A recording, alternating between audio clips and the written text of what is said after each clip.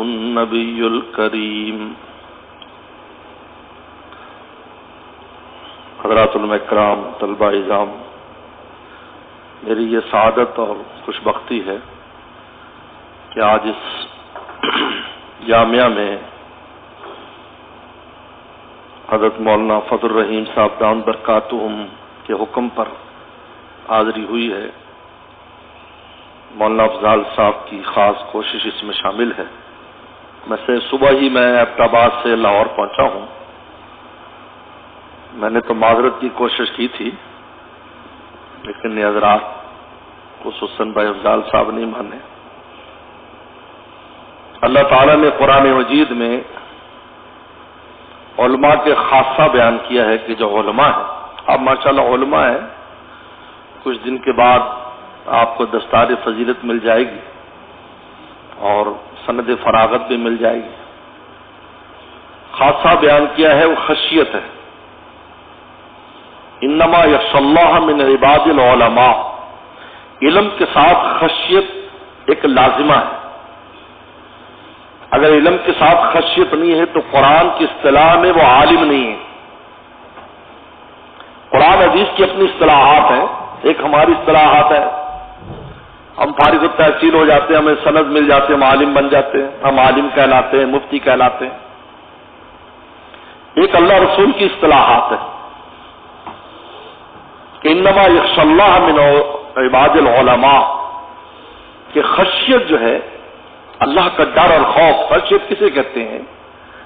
عظمت کے ساتھ کسی سے ڈرنا بوجہ عظمت کے۔ ویسے عام ڈرنا تو خوف کہلاتا ہے۔ ہمارے استاد مفتی احمد الرحمان صاحب رحمۃ اللہ علیہ جو جامعہ اسلامیہ بنوری ٹاؤن کے محتمم تھے، وہ ہمیشہ ایک مثال دیا کرتے تھے، بھائی اگر سانپ محفل میں آ جائے تو سب کھڑے ہو جائیں گے، اور کوئی بزرگ اور عالم آ جائے اور لوگ کھڑے ہو جاتے تو تب بھی لوگ کھڑے ہو رہے ہیں۔ دیکھنے میں دونوں کے لیے لوگ کھڑے ہوتے ہیں، لیکن کھڑے ہونے کا جو سبب ہے اور وجہ ہے اس میں فرق ہے۔ ایک کے لیے تو خوف سے کھڑے ہو رہے ہیں اور ایک کے لیے عظمت کی بنیاد پر کھڑے ہو رہے ہیں، اس کے احترام میں کھڑے ہو رہے ہیں۔ اس لیے وہ فرمایا کرتے تھے کہ بہت سے لوگ دنیا میں ہم دیکھتے ہیں افسر آ گیا تو لوگ کھڑے ہو رہے ہیں۔ کہا کہ وہ ان کی عظمت کی وجہ سے لوگ کھڑے نہیں ہوتے، ان کے خوف کی وجہ سے کہ اگر ان کے اکرام نہیں کریں گے تو ہمیں نقصان پہنچائیں گے۔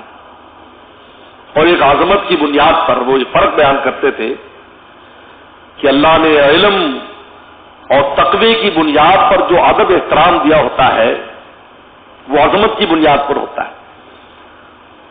تو خشیت کہا جاتا ہے اس خوف کو جو عظمت کی بنیاد پر ہے۔ اس لیے تمام مفسرین نے اور محدثین نے لکھا ہے قرآن حدیث میں جہاں بھی لفظ خوف استعمال ہوگا، اللہ کا خوف، وہاں خشیت مراد ہوگی، مطلق خوف مراد نہیں ہوگا۔ وہ خشیت مراد ایک عظمت کے ساتھ، اللہ کی عظمت کی وجہ سے، کیونکہ میرے مرشد حضرت شاہ حکیم اختر صاحب رحمۃ اللہ علیہ فرمایا کرتے تھے کہ دو حق ہیں اللہ تعالیٰ کے ہم پر، ایک محبت کا حق ہے اور ایک عظمت کا حق ہے۔ محبت کے حق کی وجہ سے ہم عبادت کرتے ہیں، نماز پڑھتے ہیں، یہ محبت کا حق ہے۔ روزہ رکھتے ہیں، اللہ کی محبت کا حق ہے۔ ہم حج کرتے ہیں، سب کا زکوٰۃ دیتے ہیں، یہ اللہ تعالیٰ کی محبت کا حق ہے۔ اور گناہوں سے بچنا اور نفس و شیطان سے لڑنا اور خدا کے دشمنوں کے مقابلے پر میدان میں اترنا، فرمایا کہ یہ اللہ تعالیٰ کی عظمت کا حق ہے کہ وہ عظمت والے ہیں۔ اس لیے فرمایا انما یخشی اللہ من عباد العلماء، کہ جو علماء ہیں ان میں خشیت لازم ہے کہ وہ جلوت اور خلوت میں اللہ تعالیٰ سے ڈرتے ہوں۔ اس لیے آپ علیہ السلام نے فرمایا، آپ نے بخاری شریف میں کتاب الایمان میں پڑھا کہ انا اعلمکم باللہ، صحابہ اکرام فرمایا میں تم میں اللہ تعالیٰ کا سب سے بڑا عالم۔ اصل میں علم، عالم اور علم کا تعلق اللہ کی ذات سے، یاد رکھے، علم کا تعلق دنیا داری سے نہیں ہے۔ یہ لوگ کہہ دیتے ہیں علم اور وہ احادیث مبارکہ جو اس علم حقیقی کے لیے ہے وہ کالج کی دیواروں پر لکھی ہوتی ہیں، یونیورسٹیوں میں لکھی ہوتی، اسکولوں پر، وہ علم نہیں ہے، وہ تو صنعت گری ہے، وہ تو حرفت ہے، وہ تو فن ہے پیسے کمانے کا۔ علم دیکھو، عالم اور عالم یہ دو لفظ ہیں، عالم اور عالم ان دونوں کا تعلق اللہ کی ذات سے۔ عالم اللہ تعالیٰ کا علم رکھنے والا، عالم اللہ کی ذات پر نشانی جو اللہ کی ذات کو بتاتا ہے۔ ارض و سما کیسے ہیں معلق، نہ کوئی ستو اور نہ کوئی تھم، سارا عالم ہے بے کالم، واہ رے میرے رب العالم، واہ رے میرے رب العالم۔ اور ایک علم ہے، انا عالمکم باللہ، علم کا تعلق اللہ کی ذات سے۔ اس لیے مولانا جلال رومی فرماتے علم آنس کے بخشایت رہے، را آنس کے پیشایت شہے۔ فرما علم وہ ہے جو تیرے لیے خدا کا راستہ کھول دے، اور راستہ وہ ہے جو تجھے منزل تک پہنچا دے۔ اگر علم آپ کے لیے اور میرے لیے اللہ کا راستہ نہیں کھول رہا ہے، اب ہم اس کی حقیقت تک نہیں پہنچے۔ ہمیں الفاظ تو یاد ہیں، الفاظ کی ایک الفاظ ہوتی کہ الفاظ کی حقیقت ہوتی ہے۔ مجھے ایک واقعہ یاد آیا، ہمارے شیخ نے سنایا، حضرت مولانا شاہ فضل الرحمان صاحب گنج مراد آبادی رحمۃ اللہ علیہ کا نام سنا گا، بہت بڑے اللہ آبادی نقش بندی بزرگ گزرے۔ وہ ان کی مجلس کیا ہوتی تھی؟ دو مجلسیں ہوتی تھی، تفسیر قرآن اور بخاری شریف پڑھاتے تھے۔ بخاری شریف پڑھاتے تھے، جو آ گئے عام مجمع میں بخاری شریف پڑھا رہے، تو ایک بار کسی بڑی ریاست کے، اس وقت بڑی بڑی ریاستیں تھی ہندوستان میں، تو ایک بڑی ریاست کے شیخ الحدیث صاحب بھی زیارت کے لیے بھی کوئی بزرگ ہیں، چلو ان کی زیارت کر لیں۔ ہمیں بزرگوں کی زیارت کی آداب بھی معلوم نہیں ہے۔ زیارت کے لیے جاتے ہیں ٹیلا بن کر، ٹیلے پہ کبھی پانی نہیں چڑھا کرتا، ٹیلا بن کر جائیں گے، جی میں فلاں ہوں، دل میں رکھ کر جی میں مفتی صاحب ہوں، میں مولانا صاحب ہوں، میں فلاں جگہ کا فارغ التحصیل ہوں۔ بزرگ کے پاس جا کر بیٹھیں گے، پھر کہتے جی ہمیں تو کوئی فیضان نہیں ہوا، بھائی ٹیلے پر تو سیلاب کے دنوں میں بھی پانی نہیں چڑھتا، ہم دریا کے کنارے رہتے ہیں، دریا ستلج کے بابل نگر ہے، سیلاب آتا ہے تو ٹیلوں پر پانی نہیں ہوتا۔ اس لیے مولانا رومی فرماتے ہیں کہ پانی وہاں آتا ہے جہاں نچان ہوتی ہے، ہر کجا پستی آپ آ جا ربت، جہاں پستی ہوگی پانی وہیں آئے گا، ہر کجا درد دوا آ جا ربت، جہاں درد ہوگا دوا وہاں جائے گی۔ چنانچہ حتی ویسے قرنی رحمت اللہ علیہ کی زندگی ہمارے سامنے ہے۔ قرن یمن میں سینکڑوں میلوں کے فاصلے پر پیغمبر صلی اللہ علیہ وسلم سے، لیکن ان کے دل میں جو طلب تھی رسول اللہ کے فیضان کو وہی کھینچ لیا۔ پیغمبر صلی اللہ علیہ وسلم کبھی کبھی مدینہ شریف کی گلیوں میں گزرتے فرماتے انی لاجد ریح الرحمن من قبل قرن، مجھے قرن کی جانب سے رحمان کی خوشبو آتی ہے۔ وہی بات چلا گیا اور منافقین وہی تھے، محروم رہے۔ اور شیخ الحدیث صاحب آئے، جب دیکھا کہ بخاری پڑھا رہے ہیں، میں کہا یار بزرگوں کا بخاری سے کیا تعلق ہے، ان کو کیا تعلق ہے؟ بخاری شریف یہ تو بڑی مباحث اور بہت کچھ ہوتا ہے، اور یہ وہ صاحب کے ذہن میں ایسی باتیں ہوتی ہیں۔ حالانکہ میں یہ سمجھتا ہوں کہ ان تمام کتابوں جو آپ دورے کی پڑھ رہے ہیں، پہلے زمانے میں دورے حدیث میں جو اسباق ہوتے تھے وہ سردن ہوتے تھے، حدثنا شرح نہیں ہوتی تھی، کیونکہ طالب علم خود اس کی استعداد رکھتا تھا کہ وہ شرح خود دیکھ لیتا تھا۔ چنانچہ آپ مولانا یحییٰ صاحب رحمۃ اللہ علیہ جو حضرت شیخ زکریا رحمہ کا والد، آپ ان کے حالات پڑھ لیں کہ مشکات شریف جب حضرت نے ختم کر لی تو پوری فتح الباری سبق شروع ہونے سے پہلے مطالعہ کر لی، عمدۃ القاری مطالعہ کر لی، ارشاد الباری جو ہے ساری مطالعہ کر لی، ساری جو معروف شروحات تھی 2 مہینے میں ہم نے ساری مطالعہ کر لی، اور اپنے استاد مولانا خلیل احمد صاحب سہارنپوری رحمۃ اللہ سے عرض کیا کہ آپ مجھے بخاری پڑھائیں گے، میں تو ساری شروحات دیکھ چکا ہوں، ہر حدیث کی شرح اور ما لہو ما علیہ دیکھ چکا ہوں۔ تو حضرت نے فرمایا بھائی تمہارے لیے میں نے ایک انتظام کیا ہے۔ حضرت گنگوہی رحم اللہ کے پاس گئے جو سب نابینا ہو گئے تھے، ان سے جا کر عرض کیا کہ ایک ایسا طالب علم ہے وہ ہمارے قابو آنے والا نہیں ہے، آپ اس کو قابو کر سکتے ہیں۔ چنانچہ حضرت نے نابینا ہونے کے باوجود بخاری شریف، ترمذی شریف، نسائی، ساری کتابیں، ابو داؤد شریف، ساری کتابیں ان کو، اور ایک میرے جو مرشد کے دادا استاد تھے، ان دو کو پورے سال بخاری پڑھائی. انہوں نے کہا ہاں یہاں میرا اطمینان ہے، یہاں وہ تحقیقات ہے جو ان کی تحقیقات سے بھی اونچی تحقیقات ہے.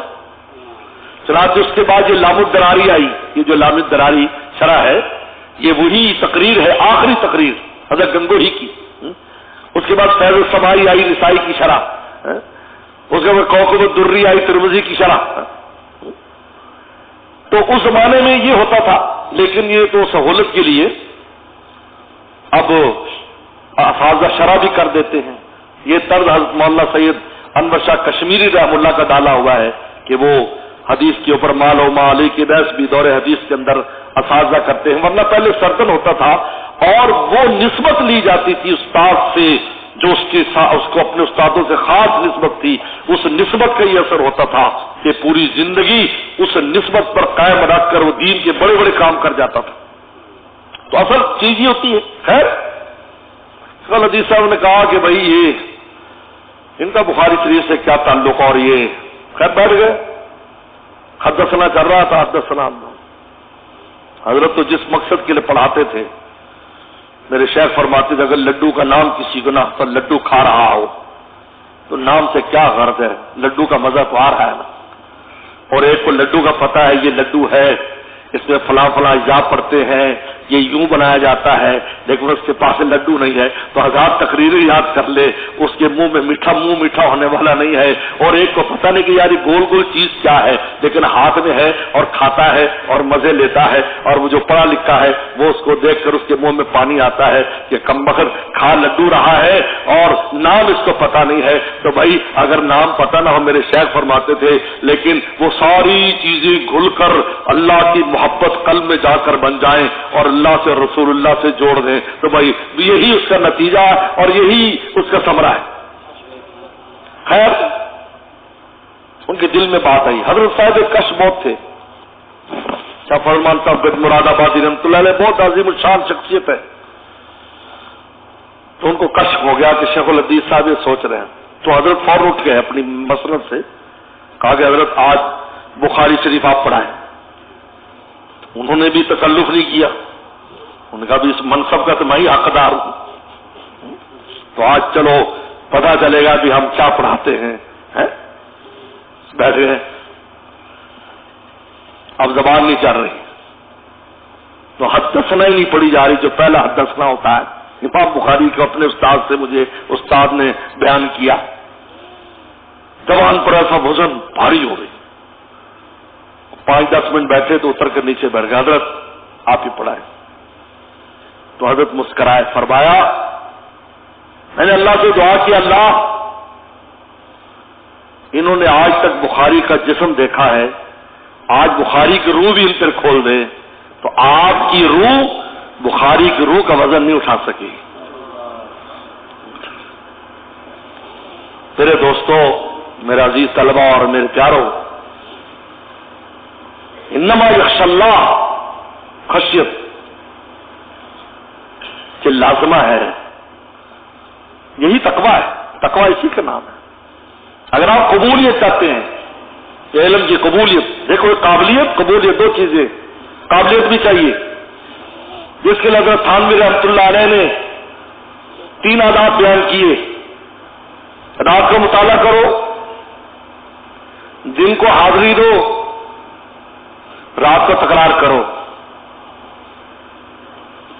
یہ حضرت تھانوی رحمۃ فرمایا کہ میں ضمانت دیتا ہوں تم با استعداد عالم بنو گے. یہ قابلیت کے اسباب ہیں. اور ایک بات اس میں حضرت شیخ زکریا رحمہ اللہ نے لکھی، 2 باتیں، کہ کسی اور چیز کا مطالعہ نہ کرو، اخبار بھی نہ دیکھو. الحمدللہ 8 سال میں بنوری ٹاؤن میں نے 8 سال پڑھا ہے، اولا سے دور حدیث تک پڑھا ہے. ہم نے سوائے جب اسلامی صفحہ شروع ہوا اخبار کا، اسلامی صفحہ جنگ اخبار میں حضرت مولانا یوسف لدھیانوی صاحب رحمۃ اللہ علیہ کی ادارت میں، بس جمعے کو وہ صفحہ پڑھتے تھے، وہ بھی اس لیے کہ اس کے اندر علمی باتیں ہوتی تھیں اور علمی مضامین ہوتے تھے.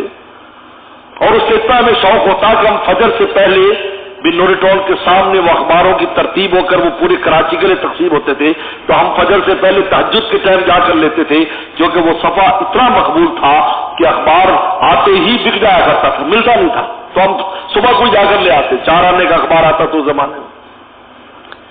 لیکن جب تک یہ نہیں آیا کبھی اخبار مطالعہ نہیں کیا۔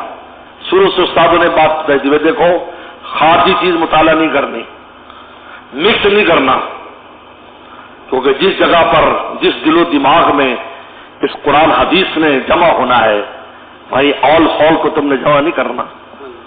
آج یہ میں موبائل فون سے کہتا ہوں، یہ جو موبائل فون ہے دور حدیث والوں کو تو اس کو طلاق مغلظہ دے دو، ورنہ بائن دے دو، جب دوبارہ نکاح ہو جائے گا بائن دے دو۔ یہ دور حدیث بڑا نازک سال ہے آپ کا، یہ مہر لگنے والی اس پر، یہ جو آپ نے پڑھا ہے نا، اور یہ میرا تجربہ ہے کہ کتنا بااستعداد عالم نے مشکات پڑھی دورہ نے کیا ہو، اس سے دین کی خدمت نہیں ہوتی۔ ہاں چھوٹی موٹی کر لے گا، خاص کام نہیں ہوتا، کہیں کہ سب کا جاریہ نہیں اس سے جاری ہوتا۔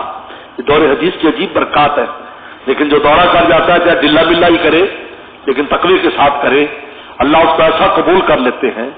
ہم گاؤں دیہاتوں میں جاتے سفر کرتے حیران ہو جاتے ہیں کہ ایک گاؤں میں گیا، ہمارے باول نگر کے پاس ایک گاؤں میں گیا تو پتہ چلا گیا کہ مولوی صاحب تھے، اور جو کمزور مولوی صاحب ہوتے ہیں وہ گاؤں کا رخ کر لیتے ہیں، جو زیادہ پڑھے لکھے ہوتے ہیں وہ شہروں سے جانے کو تیار نہیں ہوتے، وہ شہر میں ڈھونڈتے ہیں۔ اس لیے مجھے ایک بات یاد آتی ہے، مولانا سلیم اللہ خان صاحب رحمۃ اللہ علیہ سے، ہمارے ایک بڑے معروف عالم نے کہا کہ جی ہم یہ پڑھاتے ہیں، اس طرح پڑھاتے ہیں، یا انہوں نے بتایا کہ وہ بڑے بڑے عالم پیدا کرتے ہیں اونچے درجے کے۔ تو حضرت نے فرمایا بھائی بات یہ ہے، ہمیں تو ایسے علماء کی ضرورت ہے جو گوٹھ میں اور بستی بھی جا سکیں۔ اگر سارے اتنے بڑے بڑے ہوں گے تو وہ ان کے لیے تو بستی والے ان کا خرچہ بھی برداشت نہیں کر سکتے، آنے جانے کا خرچہ برداشت نہیں کر سکتے۔ بڑی گڈی میں آئے گا تو وہ بیچارہ کیسے برداشت کریں گے بھائی؟ سائیکل پہ چل کے آئے گا یا بیٹھ کر ویگن پہ بیٹھ کے آئے گا، اسی مولوی صاحب کا خرچہ برداشت کر سکتے؟ تو میں وہاں گیا تو مجھے انہوں نے بتایا کہ انہوں نے یہاں اتنی محنت کی کہ تقریباً 200 کے قریب اس بستی سے حافظ ہو گئے اور 50-60 کے قریب اچھے اچھے عالم اور مفتی بن گئے۔ میں حیران، وفات پا چکے تھے، میں حیران ہو گیا کہ دیکھو اللہ نے قبولیت دی، بہت بڑا صدقہ جاری، ہر آدمی ان کا نام لے رہا ہے، ہر گاؤں والا کہہ رہا ہے جی میں تو ہم تو جاہل لوگ ہیں لیکن ہمارے بچے کو حضرت نے عالم بنا دیا، ہمارے بچے کو حافظ بنا دیا، یہ قبولیت۔ تو حضرت نے فرمایا شیخ زکریا رحم اللہ نے کہ چوتھی چیز، تین وہ چیزیں، چوتھی چیز کسی اور علوم کو مکس نہ کریں، دور حدیث والے خاص طور پر، اور پانچویں چیز بلا وجہ مدرسے سے باہر نہ جائیں، مدرسے میں رہیں، بلا وجہ نہ جائیں۔ لیکن آپ اس کی نورانیت کا اندازہ نہیں کر، جب آپ چلے جائیں گے نا تب آپ کو پتہ چلے گا کہ یہاں کیا ہے اور باہر کیا ہے۔ بلا وجہ تو گھر سے نکلنے کی اجازت نہیں ہے، اس لیے حدیث شریف میں آتا ہے رسول اللہ نے جو نصیحت فرمائی، اب نہیں فرمایا کہ بلا وجہ گھر سے نہ نکلو، اپنے گھر میں رہو، وہ گھر کی چار دیواری میں جو حفاظت کے انتظام ہے، اور مدرسوں میں تو ماشاءاللہ ایسے انوارات ہر وقت فرشتوں کے فرشتے ہی فرشتے، اگر ہماری آنکھ کھل جائے تو ہم حیران ہو جائے کہ کتنی بڑی بڑی فرشتوں کی جماعتیں یہاں ہیں، باہر تو شیاطین پھرتے ہیں۔ یہ پانچ چیزیں، یہ قابلیت کے اسباب ہے، اس سے آپ سے قابلیت پیدا ہوگی۔ اب قبولیت کیسے آئے؟ یہ قبولیت کے اسباب میں تقویٰ ہے، اخلاص اور تقویٰ دو چیزیں، اور ادب۔ اخلاص اللہ کی رضا کے لیے پڑھیں، کوئی اور غرض نہ رکھیں، اپنے آپ کی تصحیح کرتے رہو کہ میں کیوں پڑھ رہا ہوں، اور گناہ سے بچو، گناہ سے بچو۔ اساتذہ شروع سے امام شافعی کا شعر سناتے رہتے ہیں، میرا حافظہ کمزور ہو گیا، شکوت الی وکیل سوى حفظی فوصانی الی ترک المعاصی فإن العلم نور من الہی ونور اللہ لا یعطی لعاصی۔ الفاظ تو آ جائیں گے، سند بھی مل جائے گی، قبولیت نہیں ہوتی۔ میں اپنے شیخ حضرت شاہ حکیمت صاحب رحمۃ اللہ علیہ کے پاس درجہ ثالثہ سے جانے لگا. یہی بات شروع سے سنی، بے قبولیت پر نظر رکھو، قبولیت پر. جب قبولیت ہو جاتی ہے تو قابلیت بھی پیدا ہو جاتی ہے. اب اللہ چاہے میں نے کام لینا ہے. حضرت شیخ زکریا رحمۃ اللہ علیہ نے خواب دیکھا، اگر نبی کریم صلی اللہ علیہ وسلم کی زیارت ہوئی تو نبی کریم صلی اللہ علیہ وسلم فرمایا کہ بھی ہم نے آپ سے کام لینا ہے. تو حضرت رونے لگے کہ حضرت میں تو کسی کام کے لائق نہیں. پر میں ہم نے کب کہا تو نے کام کرنا ہے، ہم نے کام لینا ہے. جب ہم نے لینا ہے تو تجھے اس کی کیا فکر ہے تیرے اندر قابلیت ہے یا نہیں، تو کام ہم نے لینا ہے. جب اللہ تعالیٰ قبول فرما لیتے ہیں تو قابلیت خود آ جاتی ہے، خود اسباب قابلیت پیدا کر دیتے ہیں. لیکن اس میں دوسرے خلاف کے بعد تقویٰ ہے. میں تھوڑا سا اپنے والد رحمۃ اللہ علیہ کا تذکرہ کروں. بزرگوں کے تذکرے سے رحمت نازل ہوتی ہے. ہمارے والد صاحب مولانا نیاز محمد صاحب، یہ ترکستان، شرقی ترکستان، چین کے رہنے والے ہیں. وہاں سے ہجرت کی 1934 میں دارالعلوم دیوبند میں پڑھا. حضرت مفضول العلماء حضرت مولانا عبید اللہ صاحب رحمۃ اللہ علیہ، ہمارے والد صاحب، ان کے ساتھ والد صاحب نے دورہ حدیث کیا ہے. 2 دفعہ دورہ حدیث کیا، 1944 میں بھی کیا، 1942 میں کیا، 1940 میں بھی کیا. کچھ اکابر ان کے پہلے تو ہجرت کر لی تھی تو ہجرت کے بعد دوبارہ دورہ حدیث کیا. اب میں مہاجر ہوں کیونکہ چین کے حالات خراب ہو گئے تھے. ان کی ڈیوٹی 52 نگر لگ گئی. نہ زبان، نہ قوم، نہ قبیلہ، نہ موسم، کچھ نہیں. ڈیوٹی لگانے والے 2 اکابر، حضرت مولانا ادریس صاحب کانگری رحمۃ اللہ علیہ، ہمارے والد صاحب کے خاص استاد ہیں اور سب کی تربیت میں ان کا خاص حصہ اور دخل ہے. وہ اولاد کی طرح والد صاحب کو مانتے تھے اور والد صاحب جب تکلیف ہوتی لاہور نیلے گنبد میں والد صاحب ان کے پاس آ جاتے کہ میں پریشان ہوں تو وہ تسلی دیتے. اور دوسرے حضرت مولانا سید بدر عالم میٹھی رحمۃ اللہ علیہ جو بہاول نگر میں 1944 میں تشریف لائے. یہ جامع علوم اصل میں ان کا قائم کرتا ہے، بعد میں والد صاحب کو وہاں چھوڑ گئے. اب ایک آدمی نہ زبان جانتا ہے، موسم موافق نہیں، اب کتنی گرمی ہے ہم تو برداشت کر لیتے. والد صاحب کی گرمیاں نہیں نکلتی تھی، اتنی ان کو شدت سے گرمی لگتی، سب ہر وقت سرخ رہتے تھے کیونکہ جس علاقے میں تھے -20 ڈگری وہ ہے. استادوں نے بٹھا دیا. علاقائی لوگوں اور علماء نے کہا کہ یہ سفید چمڑی والا یہاں کیا کرے گا بھائی، اس کی تو چمڑی بہت نازک ہے، خون نظر آتا ہے، اور یہاں اتنی شدید گرمی اور آندھی طوفان، ٹیلے، یعنی اتنے ٹیلے ہوتے تھے بہاول نگر شہر کے اندر بھی کہ مجھے 1950 کے طالب علموں نے بتایا، 1950-55 کے طالب علموں نے، کہ صبح کو جب ہم سو کر اٹھتے تو ہماری چارپائیاں آدھی ریت میں دھسی ہوتی، بلکہ بساؤں کا سامان دھسا ہوتا تو ہم مل کر پھر اس میں سے نکالا کرتے تھے کیونکہ ریت اتنی اڑتی تھی اور نیند میں پتہ نہیں چلتا تھا، پتہ چلا بھی آدھا آدمی اندر دبا ہوا ہے. کیونکہ ٹیلوں کا یہ ہے کہ ٹیلے منتقل ہوتے رہتے، اس لیے صحرائی علاقے میں بغیر گائیڈ کے کبھی سفر نہ کرے. انسان گم ہو جاتا ہے. ابھی تبلیغی جماعت گئی تھی، وہ شہید ہوگی پتہ نہیں کس علاقے میں، اس لیے کہ وہ ٹیلے جو ہوتے ہیں وہ آج تو نظر آ رہا ہے، صبح کو نہیں ہوگا، وہ صبح کو آگے چلا جاتا ہے، پیچھے چلا جاتا ہے. یہ وہاں پر نظام انہیں کیسے رہے گا. لیکن میں نے بتایا کہ جب قبولیت ہو جائے، آپ بہاول نگر آئے، آپ باغ و بہار دیکھ کر حیران ہو جائیں گے. اللہ نے دین کی ساری لائنیں ان سے جاری کرا دی. تبلیغی جماعت کی بنیاد بھی ان سے رکھوا دی. وہ بانی تھے، امیر تھے پہلے. مدرسوں کی بنیادیں، مسجدوں کی بنیادیں، یعنی ہمارے اس بہاول نگر میں 95% مسجدیں ہماری ہیں. 95%. حالانکہ 15-20 لاکھ کی آبادی ہے. آپ جس محلے گلی میں چلے جائیں تو آپ کو وہی ہماری مسجد ملے گی. لیکن ایک بات فرماتے تھے کہ میں نے ایک ہی چیز سیکھی ہے، اخلاص، کہ اللہ کی رضا کے لیے کام کرنا ہے. ان کی اس بے زبانی میں بھی لوگوں نے علوم سیکھ لیے. پوری زندگی پنجابی زبان نہیں سمجھتے تھے، ہم نے تو بہت سیکھ لی. میں تو پنجابی میں تقریر بھی کرتا، لوگ حیران ہوتے. تو آپ اتنی اچھی تقریر پنجابی میں کر لیتے ہو.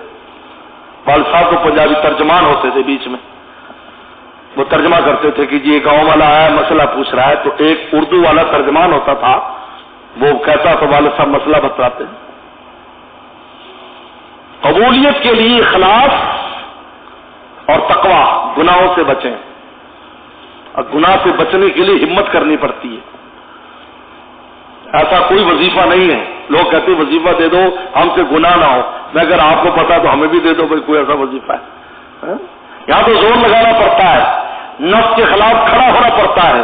نہ جت کر سکے نفس کے پہلوا کو تو یوں ہاتھ پاؤں بھی ڈھیلے نہ ڈالے. ارے اس سے کشتی تو ہے عمر بھر کی، کبھی تو دبا لے کبھی وہ دبا لے. جو ناکام ہوتا رہے عمر بھر بھی، بہرحال کوشش تو عاشق نہ چھوڑے.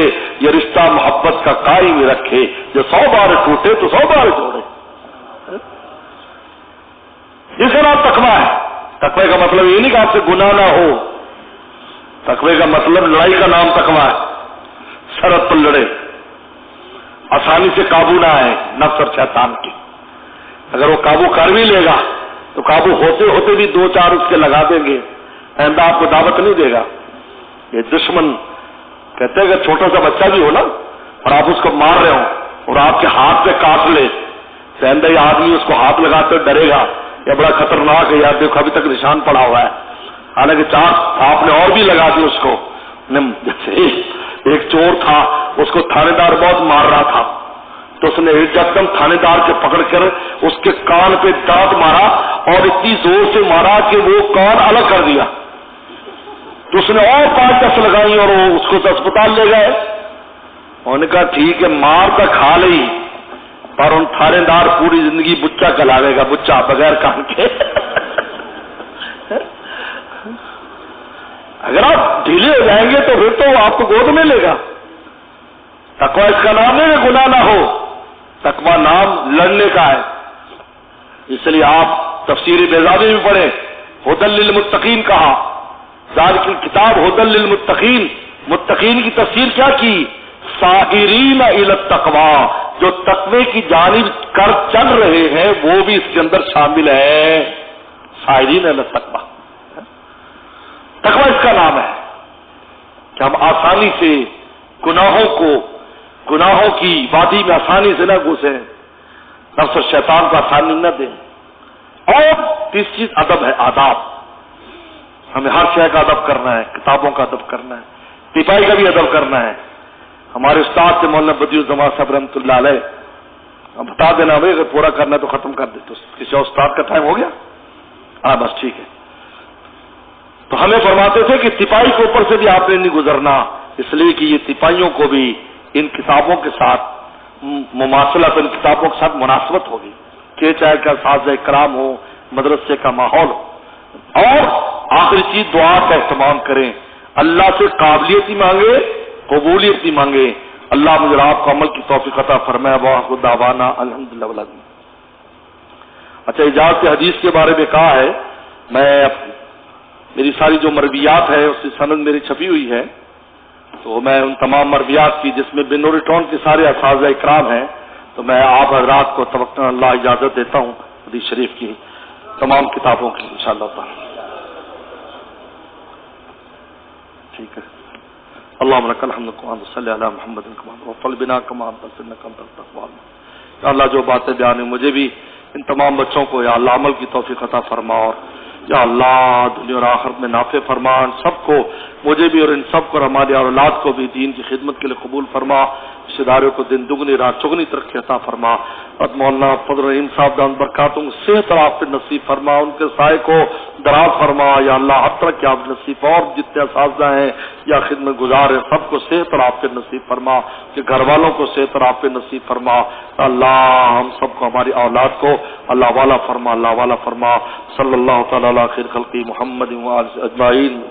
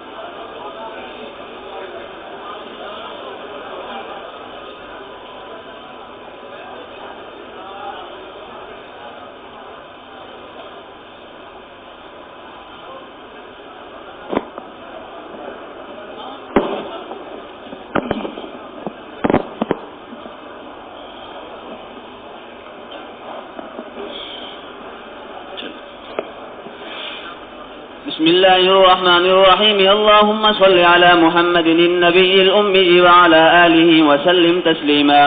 وبه قال حدثني عبد الملك بن شعيب بن الليث قال حدثني أبي عن جدي قال حدثني عقيل بن خالد قال وحدثنا إسحاق بن إبراهيم وعبد بن حميد قال أخبرنا عبد الرزاق قال أخبرنا معمر كلاهما عن الزهري بهذا الإسناد مثله، غير أن في حديث عقيل ما خلفت بها منذ سمعت رسول الله صلى الله عليه وسلم ينهى عنها، ولا تكلمت بها ولم يقل ذاكرا ولا آثرا.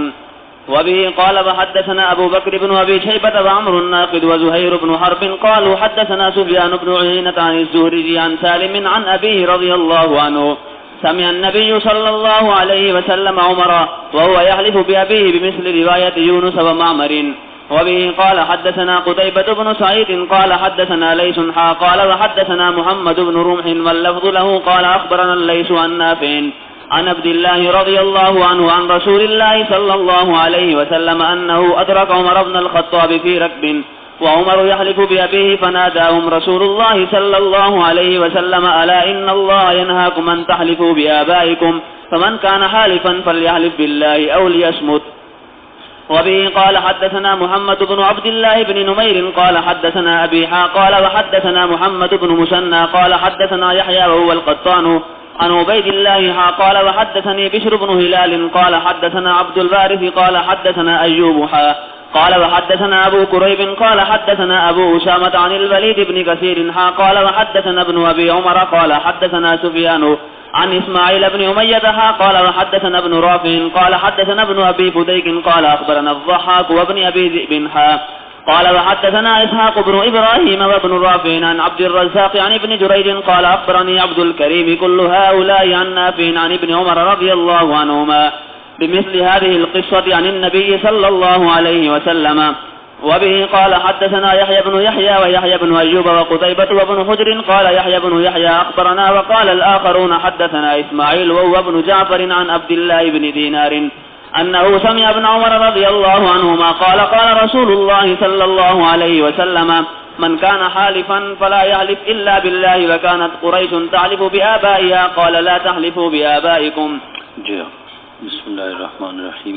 اس پورے باب میں ایک ہی بات کی گئی ہے آپ سے کہ آباء و اجداد کی قسم اٹھانا جائز حرام ہے. بھائی ہم بعض طالب علم یہ پوچھتے ہیں کہ بھائی مختلف حدیث کی کتابوں میں ہے آپ جلد اول میں افلح و ابیہ ان صدق، تو یاد رکھیے یہ حضور نے خود قسم اٹھائی و ابیہ ان صدق، تو وہ اس سے جو ہے نا منع کی روایت سے پہلے کی بات ہے، وہ پہلے کا واقعہ ہے.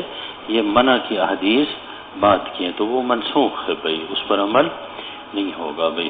اس کی وجہ آپ سمجھتے ہیں کہ یہ تعظیم، قسم جس کی آپ کھاتے ہیں اس کی تعظیم کی جاتی ہے، تو مخلوق کی اتنی تعظیم نہیں ہونی چاہیے کہ وہ خدائی سرحد میں داخل ہو جائے. اس لیے صرف اللہ کی قسم اٹھا سکتے ہیں، اللہ کی صفات کی قسم اٹھا سکتے ہیں، اور پھر جو ہے نا بھائی یہ قرآن پاک کی بھی قسم اٹھا سکتے ہیں. اس کے علاوہ کسی کی قسم نہیں اٹھا سکتے بھائی، اور بلا وجہ ویسے بھی قسم نہیں اٹھانی چاہیے، مناسب نہیں ہے بھائی.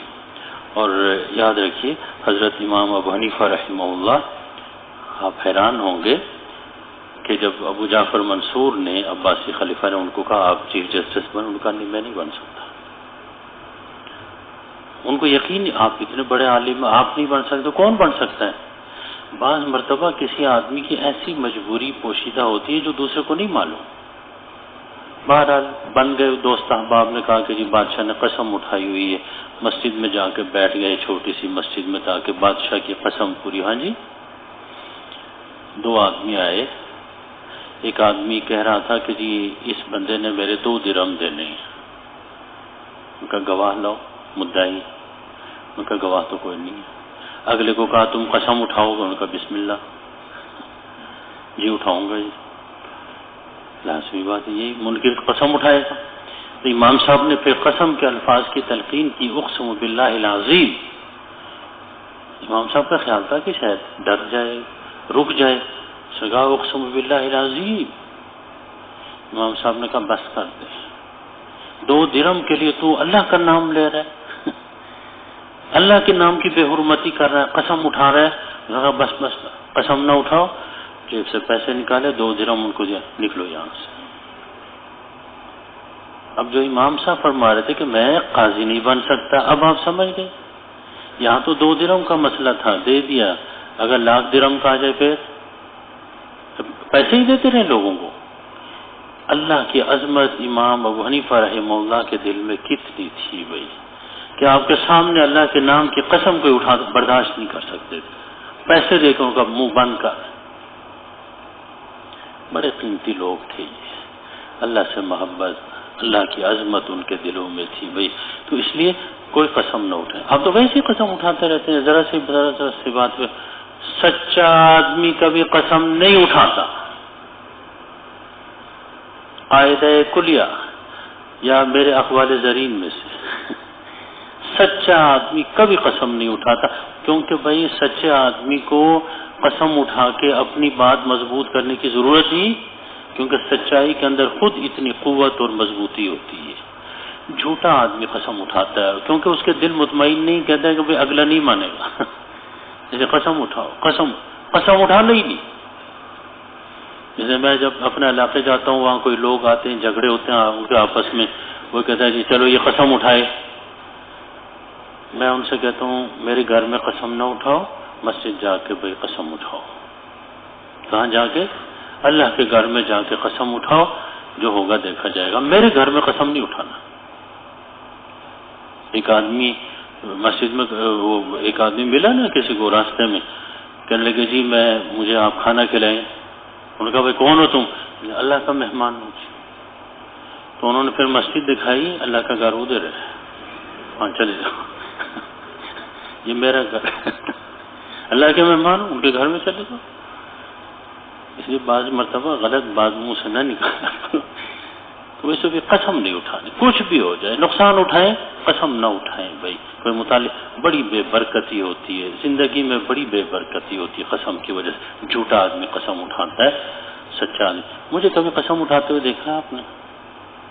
سبق میں کبھی کہا ہو میں، آپ میری بات مان لیں، آپ میرے شاگرد ہیں، میں آپ کا استاذ ہوں بھائی، آپ میری سچی بات ہے مان لیں۔ نہیں مانتے، آپ جانیں، آپ کا کام جانیں، میرا کام حقائق، دینی حقائق آپ کے سامنے رکھنا ہے، اور قسم اٹھا کے اپنے آپ کو خام بخواہ وہ گناہگار کرنا میرا کام نہیں ہے بھائی۔ اب اجب خان کہتے ہیں میں تو نہیں مانوں گا، تیری مرضی ہے بھائی، نہیں ماننا نہ مانے، اور میری بات نہ ماننے سے کچھ بھی نہیں ہوگا، کافر تو نہیں ہوگا، ہے جی، ہو جاؤ گے کہ نہیں؟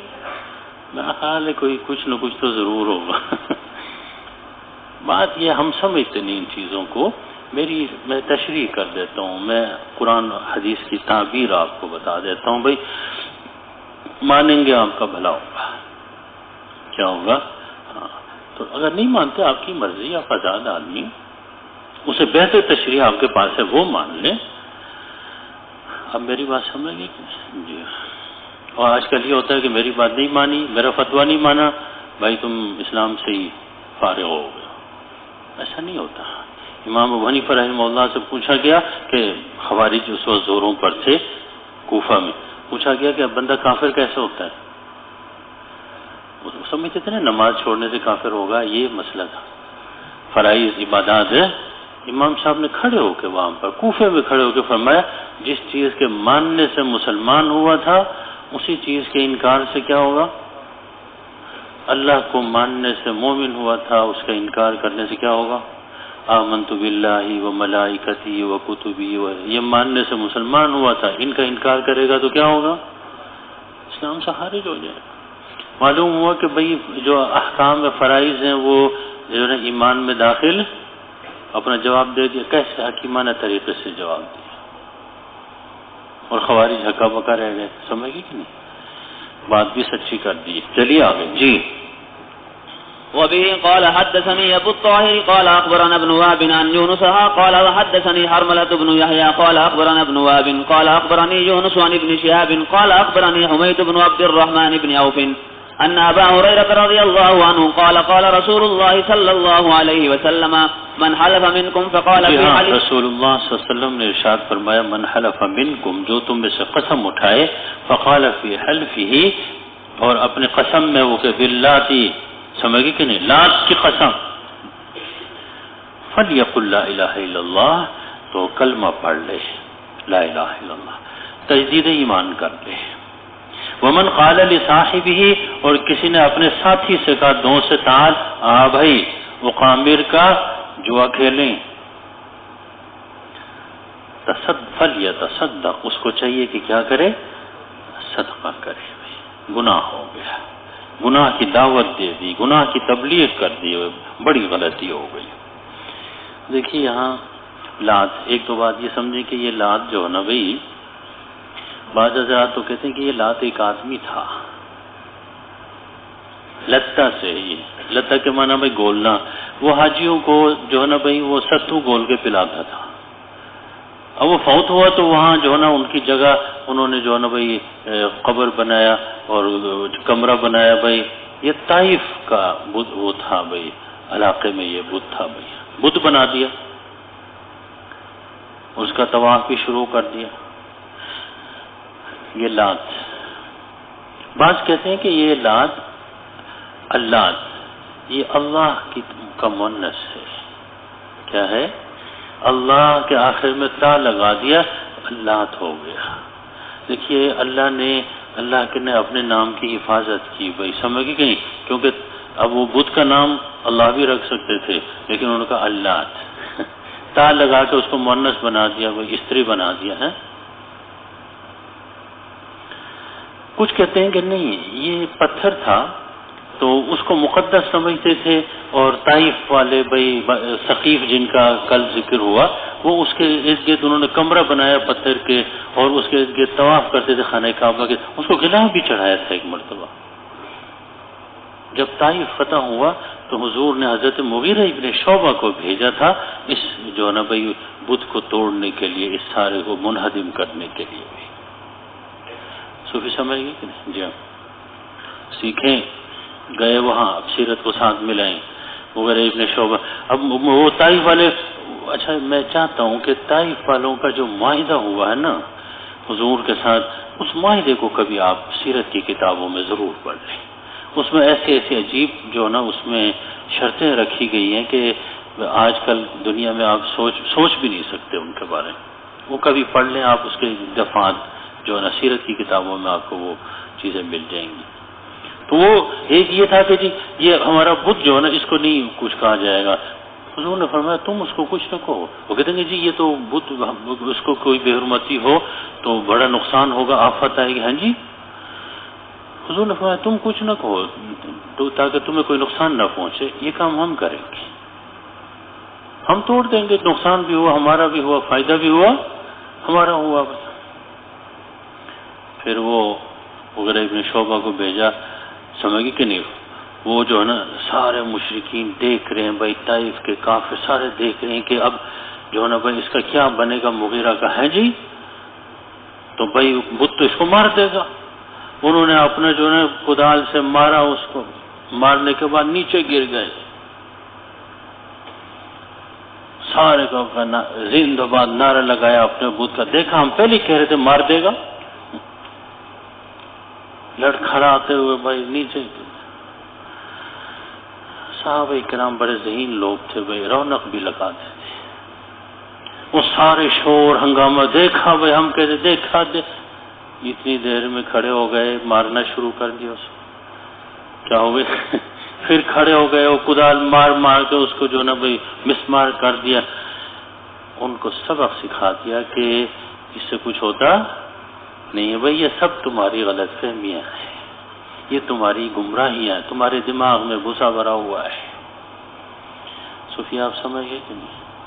اچھا جی، وہ جو کہتے ہیں نا کاروائی ڈالنا، تو صحابہ کرام ایسا بھی کرتے تھے. سمجھ گئے کہ نہیں؟ اچھا جی، اب یہ لات کے بارے میں آگے اگلی روایت میں عزا کا بھی ذکر آتا ہے. عزا یہ وادی نخلا والوں کا بت تھا بھائی. وادی نخلا بڑا، آگے بھی شاید اس کا حوالہ آ جائے گا، یہ بڑا علاقہ تھا ان کا، یہ بت تھا. قریش بھی اس کی بڑی تعظیم کرتے تھے. یہ عزا مؤنث نام کے ساتھ دیکھ کے کہتے ہیں یہ کوئی بت بھی نہیں تھا بلکہ یہ کوئی درخت تھے، درختوں کا ایک جھنڈ تھا، اس کے ارد گرد جو ہے نا بھائی دیوار بنا کے اس کو دربار بنا دیا تھا۔ وہ درختوں کو مقدس سمجھتے تھے بھائی۔ یہ فتح ہونے کے بعد، یہ نخلا کے فتح کے بعد خالد بن ولید کو اس کو مسمار کرنے کے لیے بھیجا گیا تھا، جا کے انہوں نے مسمار کر دیا، ختم کر دیا تھا۔ اب آپ سمجھ گئے کہ نہیں؟ یہ بھی ایک بت بڑا تقدس تھا ان کا۔ یہ تو تھے بڑے بڑے بت، طائف میں نصب ہے، وادی نخلا میں نصب ہے، سمجھ گئے کہ نہیں؟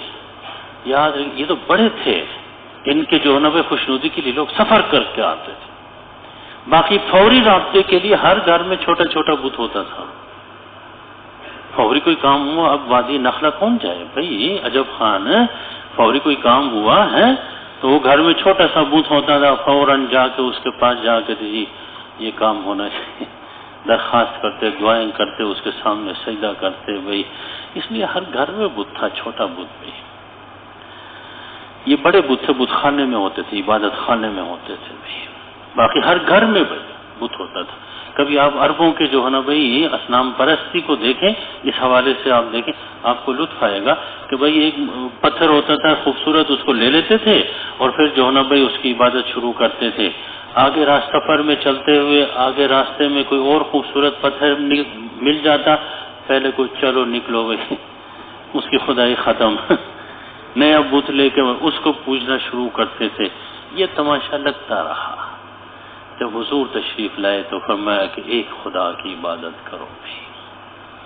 یہ روز روز خدا تبدیل کرنا، یہ کوئی موبائل